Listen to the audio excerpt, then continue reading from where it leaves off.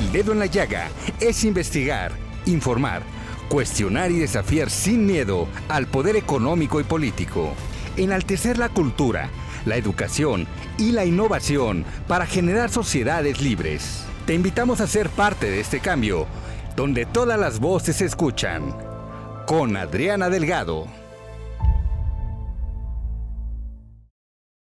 Enrique Ortiz García, escritor y divulgador cultural, creador del proyecto virtual Tlatuani Cuauhtémoc, creado hace 11 años, ya 11 años, Enrique, con este gran proyecto cultural.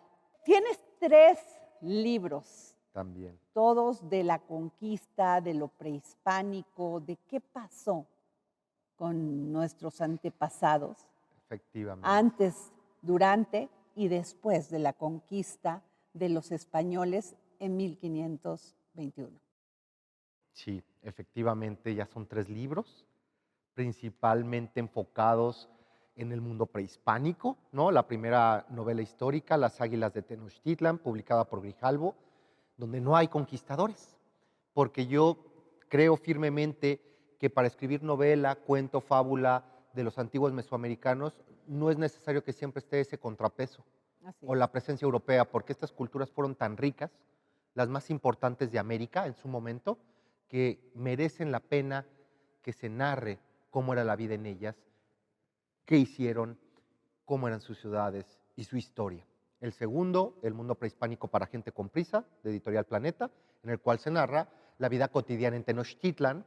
Y finalmente, este año, recién salidito del horno, La última victoria mexica, una novela sobre la noche triste, en la cual, aunque suene un poco contradictorio, se narra la vida cotidiana durante la conquista de Tenochtitlan. Esos 3 años que van de 1519 a 1521. A ver, tu madre, eres hijo único.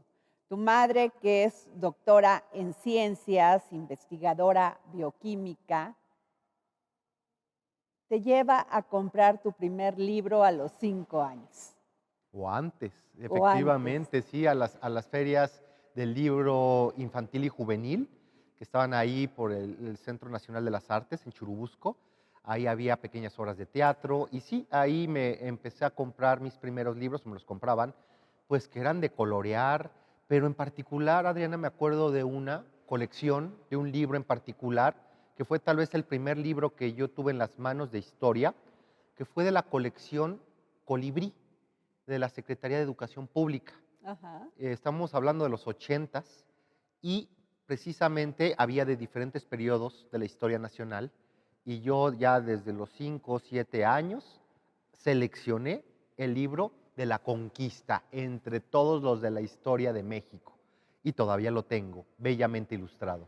A ver, tus libros más, los que te generaron aún más pasión por esto, es Corazón de Piedra Verde, de Salvador de Madariaga, y Azteca, de Gary Jennings. Sí, yo recuerdo que cuando mi papá trabaja en la Ciudad de México, yo viví por muchos años en Texcoco, y el único momento, digamos, entre semana que yo veía a mi padre, es cuando él me llevaba a la escuela primaria. Estamos hablando de quinto o sexto de primaria, si no es que cuarto. Y él, en este breve trayecto de 15 minutos, me platicaba lo que él estaba leyendo. Y efectivamente me platicaba anécdotas sobre Gary Jennings, sobre este libro de Azteca, Salvador de Madariaga, una de las grandes novelas de la conquista y del mundo prehispánico del centro de México, y también de otros temas, ¿no? Como la Segunda Guerra Mundial, sobre el anarquismo, sobre el comunismo, sobre el fascismo, y así es como ya después, años después, yo decido comprar Corazón de Piedra Verde y Gary Jennings, este libro que él escribe de Azteca, y así también es como voy reforzando este interés por este periodo histórico de nuestro país. A ver, hablemos de 1487. ¿Cómo se organiza la sociedad en aquel entonces? Sí. ¿Cómo se da justicia? ¿Cómo conviven? Podríamos enfocarnos en Tenochtitlan, ¿no? Que, digamos, estamos aquí en la Ciudad de México, podríamos hablar de los mexicas. Para 1480 y algo, está gobernando Ahuizotl, el padre de Cuauhtémoc, y la Triple Alianza, o también conocido como Imperio Mexica, abarca su máxima extensión, llegando hasta casi la frontera con Guatemala, imaginemos esto. La impartición de justicia se ha depurado con el paso de las décadas y existe un corpus, ¿no?, muy importante de leyes, de reglas, también, o sea, de leyes, pero también muchas reglas para la vida cotidiana.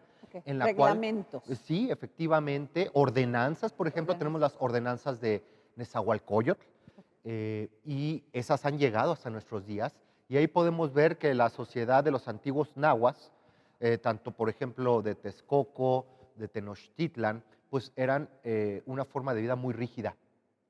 Por ejemplo, se castigaba con muerte la infidelidad. Si un hombre se metía con una mujer casada, muerte para los dos. De la misma forma, si una mujer se metía con un hombre casado. La homosexualidad también era castigado con la muerte.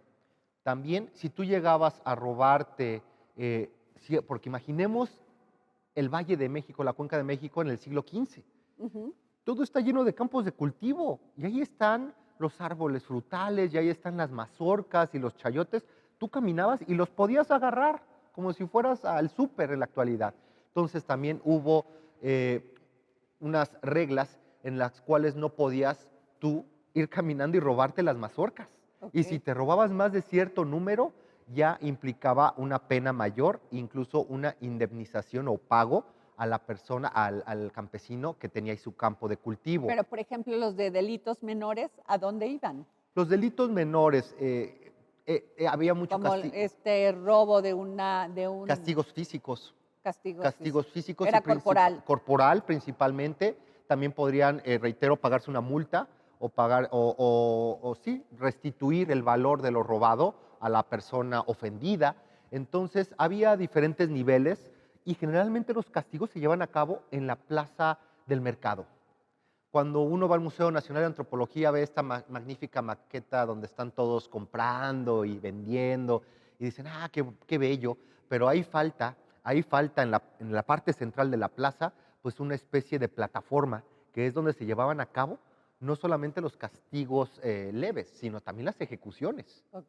Por ejemplo, si en tiempos de guerra, un ejemplo, México, Tenochtitlan está en guerra con Xochimilco y tú vives en Tenochtitlan y le das asilo a un Xochimilca, te descubren y te desmembraban vivo. Era traición. Era traición, exactamente. La traición se pagaba con la muerte. Y te desmembraban vivo en el mercado y se dice que incluso los perros podían llegar a jugar con las partes de tu cuerpo que acababan regadas por el piso. ¿Cuál era el trato a los perros, por ejemplo, a los animales? Bueno, los perros se comían. Una raza de perros se comía, ¿no? Y decían que la carne no era tan sabrosa como la carne de guajolote, tan jugosa. Pero también, por otro lado, está el xoloescuincle, que era el perro de compañía, el que vivía en la casa, el que acompañaba a la casa, todo esto. Pero también tiene un simbolismo muy relevante, porque el perro, cuando muere su dueño, se transforma en su psicopompo, que es su guía hacia el inframundo, más allá de la muerte. ¿Por qué? Porque recordemos que los antiguos nahuas pensaban, y en general los mesoamericanos pensaban que había 9 niveles del inframundo. Y para cruzar el río que dividía el mundo de los vivos del mundo de los muertos, el Apanoguaya, necesitabas de un perrito que era de color bermejo y él te iba a ayudar a cruzar, a superar las aguas oscuras de este río que era la división entre los vivos y los muertos. Entonces era de gran importancia también tratar bien a los perros. Se decía que si tú tratabas mal a tu perro cuando morías y llegabas a este río, tu perro te iba a abandonar y ibas a vagar en estas aguas, en estos parajes por la eternidad. A ver, regresemos un poco a esto que me llamó la atención. Dices, había divorcios. Había divorcios, o sea, el señor se divorciaba por la infidelidad o las o porque otras principales cosas. razones que han llegado hasta nuestros días documentadas es que el hombre se quejaba que la mujer era muy floja, que cuando él llegaba a casa no estaban listas las tortillas, no estaba lista la comida o que sus hijos estaban completamente descuidados, Y con eso, si había evidencia, el hombre podía ir a una de estas instituciones jurídicas o judiciales que existían en Tenochtitlan. La mujer, ¿cómo? La mujer, ¿qué justificaba el divorcio por parte de la mujer? Que el hombre no trajera el sustento, que no fuera trabajador y que trajera pues lo necesario para comprar lo básico para la familia, ¿no? Estamos hablando de los alimentos, estamos hablando de la vestimenta, de arreglos a la casa, todo eso. Entonces, las dos partes, obviamente, podían solicitar una separación y obviamente que el culpable, o sea, si se probaba que esta persona, por ejemplo, era floja, pues los hijos se quedaban con la familia del padre. Ok. O si el padre era el flojo, no trabajador, los hijos se quedaban con la esposa, si podemos llamarla de esa forma, y con su ¿Y familia. podían rehacer su vida? Sí, claro, ya eran Ya solteros estaban nuevamente. divorciados. Y otra vez, ¿no? Porque por infidelidad, si era descubierto en aquellos años, se ejecutaba a los dos, tanto a la mujer casada como al amante, como al hombre casado y al amante. También la homosexualidad era penada con la muerte. Veo tus libros básicamente hablando de la gran Tenochtitlan, pero a ti, sin embargo, te encanta el Tajín. Sí, es una de mis zonas arqueológicas preferidas. Explícame por qué. Pues es un viaje, no es un viaje en el tiempo, es un viaje a través de la naturaleza, La cultura totonaca. la cultura totonaca, ¿no? Esto de que vivimos en esta ciudad tan grande, una megalópolis, y de repente vas cruzando estos ríos caudalosos de Veracruz, este paisaje siempre verde, el antiguo Totonacapan, que así le llamaban los mexicas. Esta dirección, ¿no? También era un símbolo de abundancia, digamos, en la cosmovisión de los mexicas. ¿Por qué? Porque estaba la costa. Era la región siempre verde, donde los frutos y las verduras y todo, las cosechas se daban con poco esfuerzo por parte de los hombres, por la cantidad de ríos, de arroyos, de lluvia. Y Tajín, en particular la pirámide o el templo de los nichos, me parece una obra de arquitectura única en el mundo, más allá de que no sé si tú sepas que existe esta teoría que existen 365 nichos en esta estructura y que obviamente está vinculado con el año solar en los antiguos mesoamericanos. Eso me parece fabuloso. Más allá de encontrar estas estructuras tan vetustas, pero siguen siendo magníficas en medio de la selva veracruzana. ¿Cuál era el papel de la mujer en estas culturas? Sí, la mujer, por ejemplo, tenía la misma importancia que un hombre. Esto es muy importante de mencionarlo. Pero cada quien desempeñando el rol que le tocaba y las obligaciones que tenía. No pueden ser las mismas obligaciones, ¿verdad? En aquellos tiempos no lo consideraban así. ¿No había guerreras? No, y es justamente el ejemplo que te quiero compartir. Las mujeres, el campo de batalla de las mujeres no era pues ir a las guerras floridas y pelear contra otras mujeres de Tlaxcala o de Huejotzingo, no. El campo de batalla de las mujeres era la labor de parto. Ese era el momento de batalla, de guerra, y es como una mujer era una guerrera nata. Porque como tú sabes, en aquel momento pues había muchísimos embarazos, no había técnicas anticonceptivas, y finalmente pues llegaba el momento en que podía fallar algo, ¿no? Al dar a luz, y la mujer se desangraba. Su hijo o su hija simbólicamente era el guerrero capturado que ella ofrecía a los dioses, su ofrenda humana. Mientras que el guerrero, pues él sí iba a batallar, él sí iba a las campañas militares, y como él no tiene la capacidad de gestar vida de esa forma, pues él literalmente derrotaba al enemigo y lo traía a su ciudad y lo ofrecía en sacrificio a los dioses. Si un guerrero moría en guerra o en sacrificio, o una mujer en labor de parto, llegaban al lugar más codiciado en la sociedad mexica o nahua, que era el Tonatiuhichan, la casa del sol, donde vivía Tonatiuh, el gran guerrero solar. Los hombres que habían muerto en batalla acompañaban al sol desde el amanecer hasta el Nepantla, el mediodía, y del Nepantla al anochecer, las mujeres guerreras que habían muerto dando a luz. Entonces, ahí está, al mismo nivel, hombres y mujeres, cada uno con su diferente rol en la vida. Ahora, cuéntame una cosa. ¿Cuántos años tiene estas civilizaciones antes de la conquista? Bueno, estamos hablando del preclásico, estamos hablando, por ejemplo, del apogeo olmeca, ya cuando estaban labrando las grandes cabezas olmecas, el 1000 antes de Cristo. Wow. O sea, 1000 antes de Cristo, y ya estaban realizando estas magníficas y monumentales obras de arte, los famosos tronos olmecas y las gigantescas cabezas olmecas allá en la zona del sur de Veracruz y Tabasco. Pero también aquí en el centro de México había poblaciones muy antiguas. Por ejemplo, me viene a la cabeza Tlatilco, ¿no? Tlatilco, que estamos hablando del 1400, 1300 antes de Cristo, Cuicuilco, ¿no? Con su apogeo en el 400 antes de Cristo, y se va pasando todo este conocimiento, toda esta cosmovisión, esta religión, se va pasando. Es lo que López Austin dijo que era el núcleo duro, que compartían desde hace miles de años los habitantes de Mesoamérica, de estas tierras, y que todavía permea a través del sincretismo, a través de la conquista y el establecimiento del virreinato, más no de la colonia, por 300 años. Gran parte de estas tradiciones que nosotros tenemos en la actualidad, pues tienen rasgos o características o incluso simbolismos que pueden estar más allá de 500 o 700 años ¿Qué es de más antigüedad. antigua, la cultura olmeca o la cultura maya? Eso es un tema de debate. Eso es un tema de debate. Yo no te podría resolver esa pregunta porque, pues sí hay fechaciones, tanto en la península de Yucatán, en la zona de Guatemala, en la zona de Honduras, que son muy antiguas, ¿no? Muy antiguas.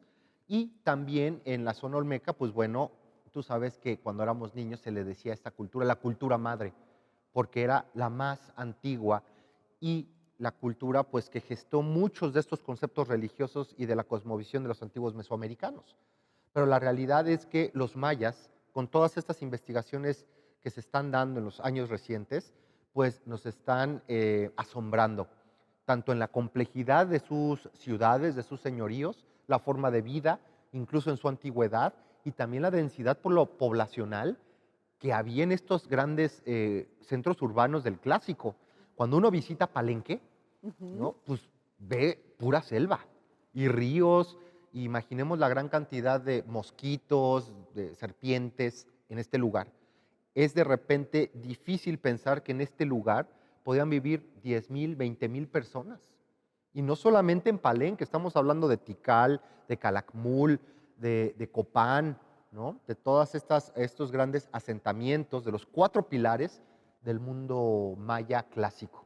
Quiero preguntarte, ¿existió alguna pandemia entre estas civilizaciones antes de la conquista?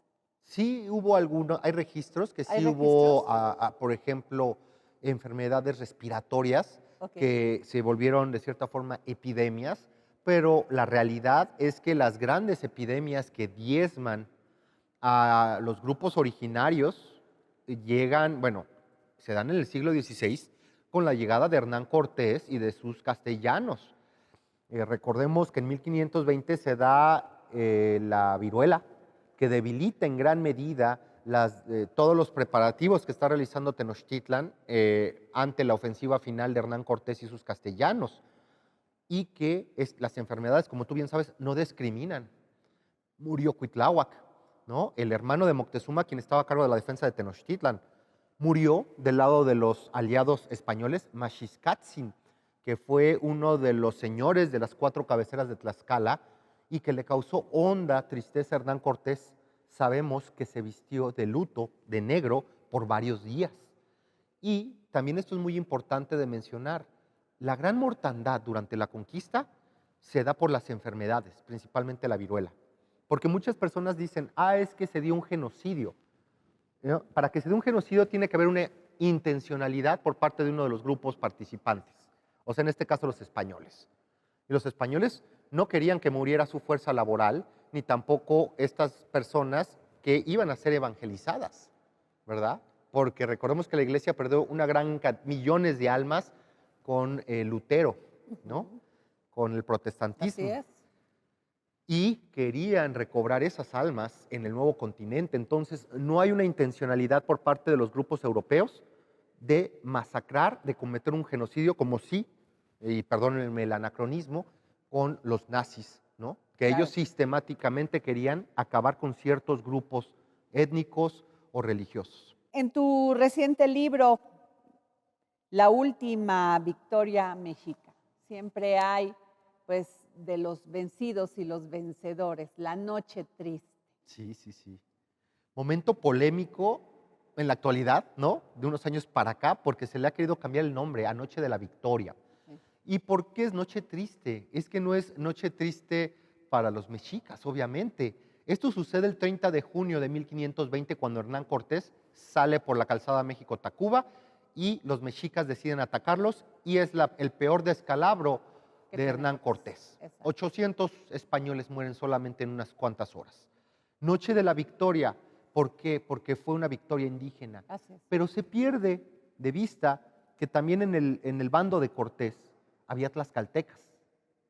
Entonces, estos indígenas tlaxcaltecas estaban luchando por su libertad, porque trataban de zafarse de esta opresión de los mexicas, ¿no? Que los tenían sitiados.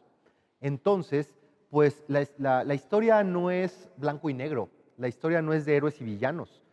No podemos llamarle Noche de la Victoria porque fue una victoria de los indígenas, cuando esa misma noche murieron 2000 tlaxcaltecas. ¿Por qué se le llama Noche Triste? Porque Hernán Cortés, de acuerdo a las fuentes del siglo XVI, entre ellas la de Andrés de Tapia y Bernal Díaz del Castillo, se le humedecen los ojos, llora de tristeza de perder tanto a sus compañeros de armas y amigos, como el quinto real y gran cantidad de las riquezas que había estado acumulando desde el 8 de noviembre de 1519, que entra a Tenochtitlan en paz, recibido por Moctezuma. Esta novela, La última victoria mexica, ¿por qué te quedas estacionado ahí? ¿Qué es lo que te... ¿Por qué? Porque de repente se habla mucho del sitio de Tenochtitlan y de la caída de los mexicas, ¿no? O sea, de la destrucción de la ciudad y de pues de este drama, de esta tragedia mesoamericana, ¿no? Con la cual los mexicanos nos vemos muy identificados en gran parte y se debe a los gobiernos posrevolucionarios que enaltecían a estas culturas milenarias mesoamericanas y desdeñaban a nuestra herencia europea. Y de ahí todos tenemos parte de esto como mexicanos. Pero bueno, desde mi punto de vista es porque es un enfoque diferente a lo que se nos ha contado siempre sobre la conquista de Tenochtitlan, Okay. la cual siempre es, pues Hernán Cortés sale victorioso y los mexicas, los acoloas, son derrotados y la ciudad es destruida, arrasada. Esta es una historia diferente, en la cual los mexicas salen victoriosos, una óptica diferente que pocas veces se ha escrito sobre el tema. También es un momento diferente. Este libro va de la matanza de Toxcatl a la Noche Triste. Estamos hablando de mayo a junio de 1520, más de 500 páginas.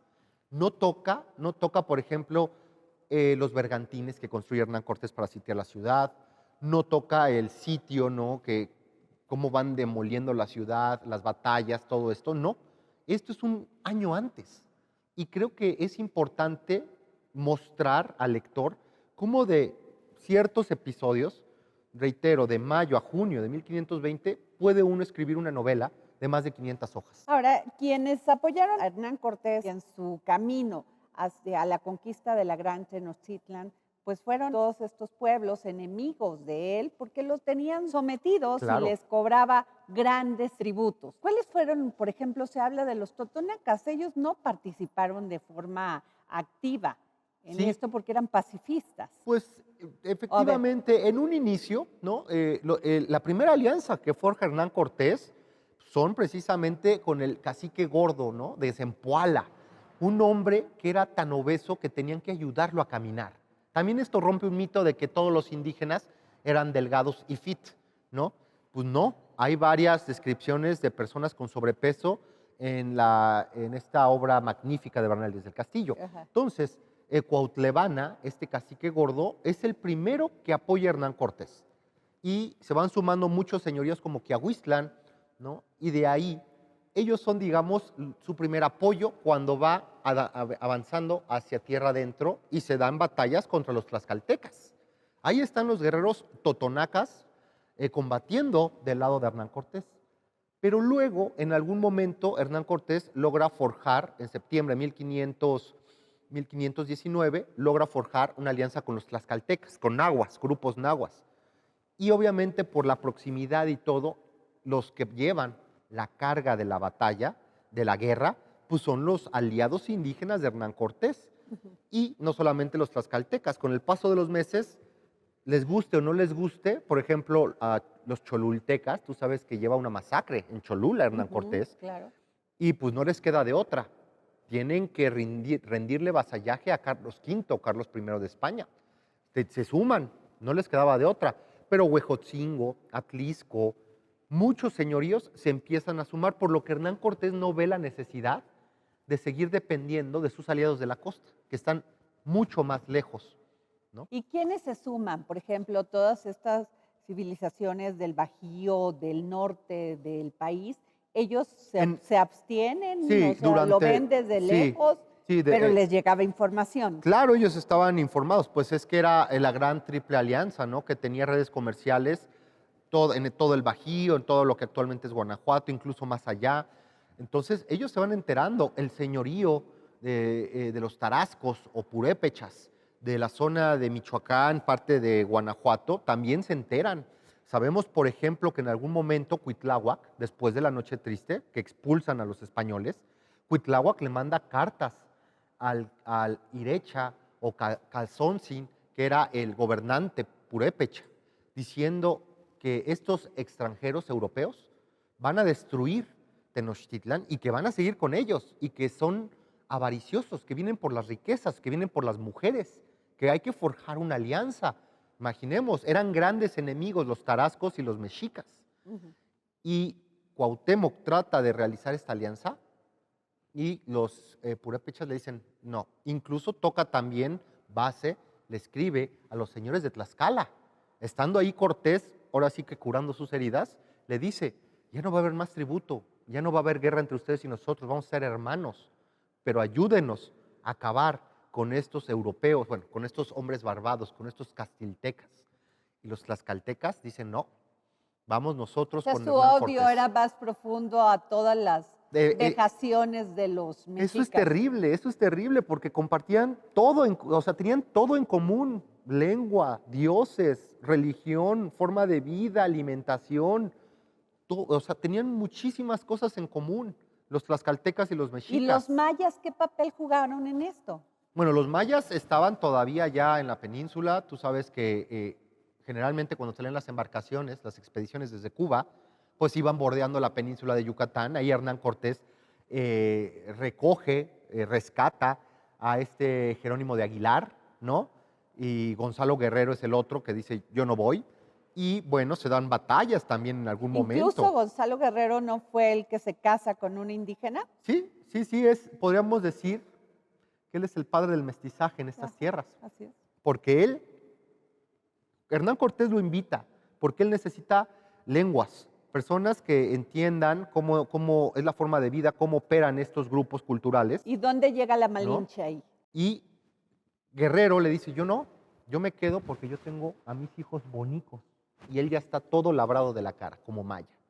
Y doña Marina, se le entregan los mayas chontales de Tapscop, de ahí viene el nombre de Tabasco. De Tapsco. Tapscop, ¿no? Este cacique poderoso que estaría ubicado actualmente por donde estaría Frontera, por donde estaría Centla, toda esta zona.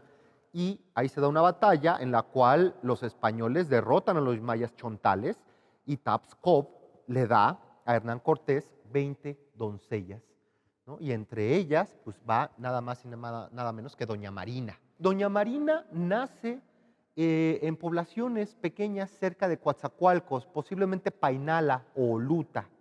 Ahí nace. Ella era muy jovencita cuando es entregada a Hernán Cortés. Ella debe de haber tenido 14, 16 años. Y de alguna otra forma, ella nace en una familia noble popoluca.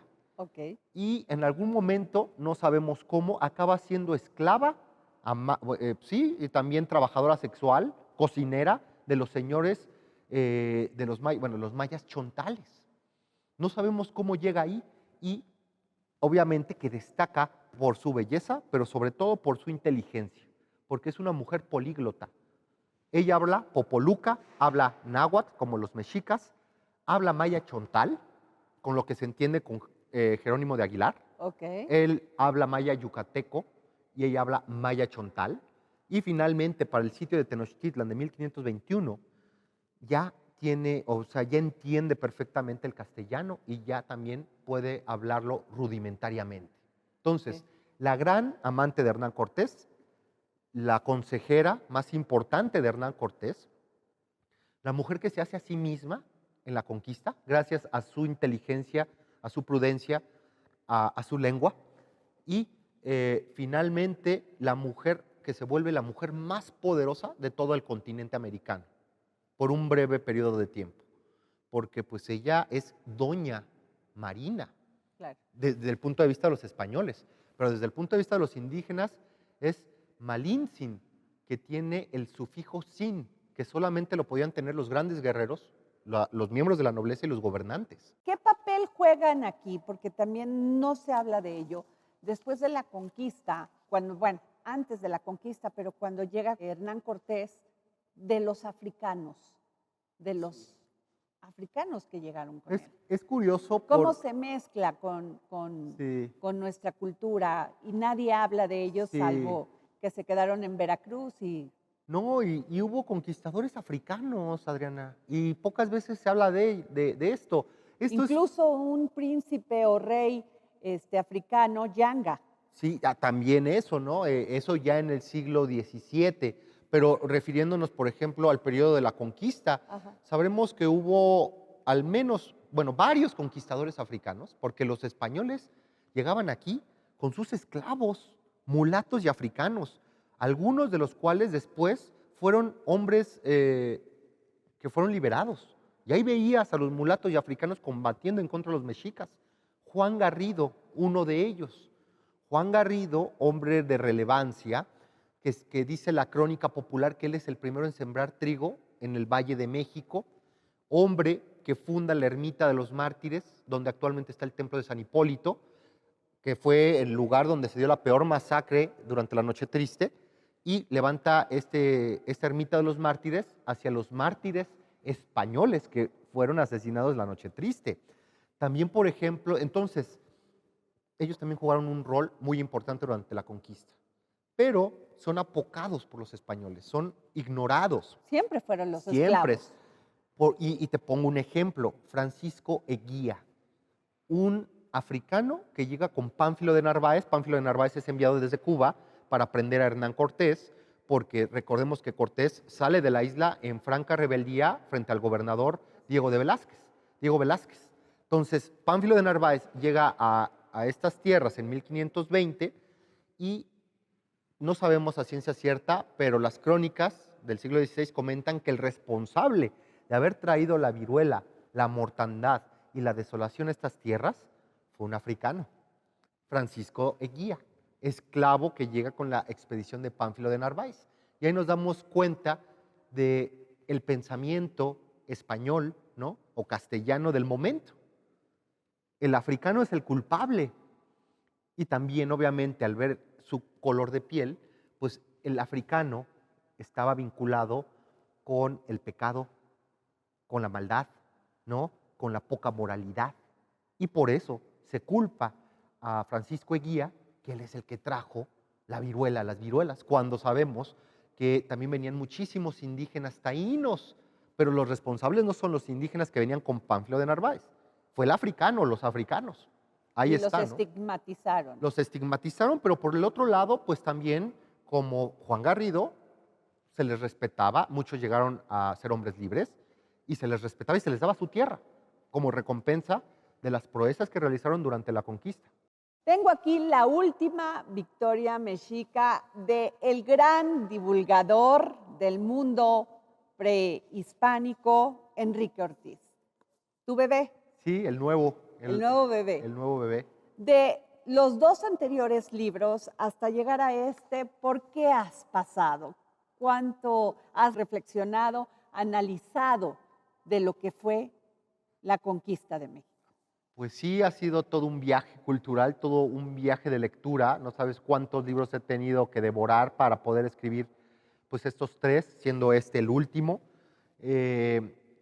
¿Sabes cuál es mi aprendizaje, Adriana, de toda esta lectura, de toda esta documentación? Y lo puedo sintetizar de esta manera. Cuando uno estudia, cuando uno conoce un periodo histórico, así como las acciones de sus protagonistas, poco espacio hay para el juicio, poco espacio, juego te queda para hacer juicios de valor sobre si era villano, sobre si era héroe. Porque cuando tú entiendes el periodo, lo conoces a profundidad, sabes que ellos son consecuencia del mundo en el que nacieron y pues de su vida, como lo seguimos siendo los hombres y mujeres del siglo XXI, ¿no? De repente se tilda, no es que Hernán Cortés era muy violento. Él, pues, nació en un mundo violento. En una España que iba saliendo de la Reconquista, ¿no? En donde había Y que además constantemente también rebeliones. había sido invadida. España fue invadida por los musulmanes del norte de África en el año 711. Desde el 711 hasta 1492, cuando gobierna Isabel y Fernando, los reyes católicos, España tuvo ocupación musulmana. Así es. ¿No? Es parte también de los procesos históricos y humanos, ¿no? Que haya conquistas, que haya migración y que obviamente cuando hay temas de guerra, pues obviamente que va a haber violencia, va a haber asesinatos, violaciones. Es terrible, yo lo sé, pero pues sí, esto viene desde Mesopotamia, esto viene desde Siria, desde Claro. Asiria. Entonces, pues es parte de la humanidad. Lo que te puedo decir es que he leído mucho. Escribir una novela de 500 hojas sobre un periodo tan corto, pues te demanda conocer muchos detalles, te demanda conocer muchos personajes.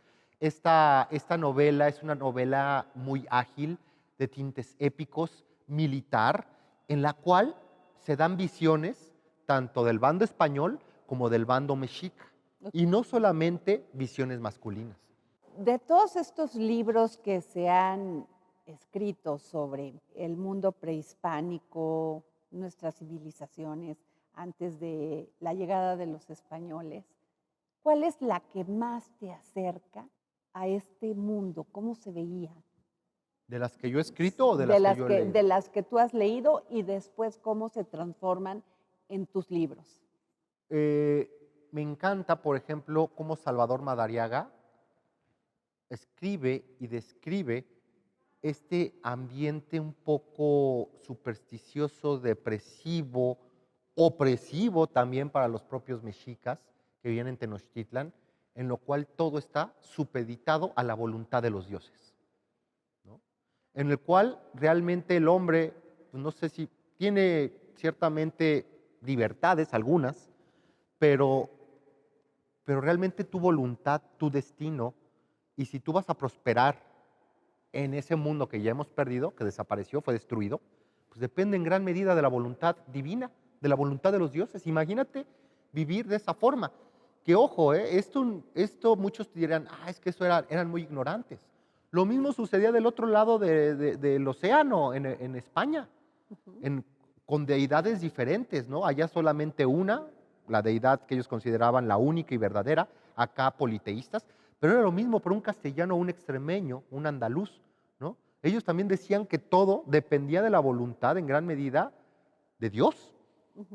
Entonces, en particular, esta descripción de López de Madariaga es fabulosa. Y, por ejemplo, en la última Victoria Mexica, el primer capítulo me parece bellísimo. Incluso tiene ciertos rasgos poéticos, porque la descripción es muy fuerte, muy detallada. El primer capítulo inicia cuando una mujer mexica, perteneciente a la nobleza, va avanzando con sus compañeras, con plumas, vestidas para una gran ceremonia, con el rostro pintado de rojo, con sus piernas y brazos emplumados, ¿no? Llevando sus sonajas, llevando sus sartales de maíz cocido, lo que llamamos ahora palomitas, flores en la cabeza.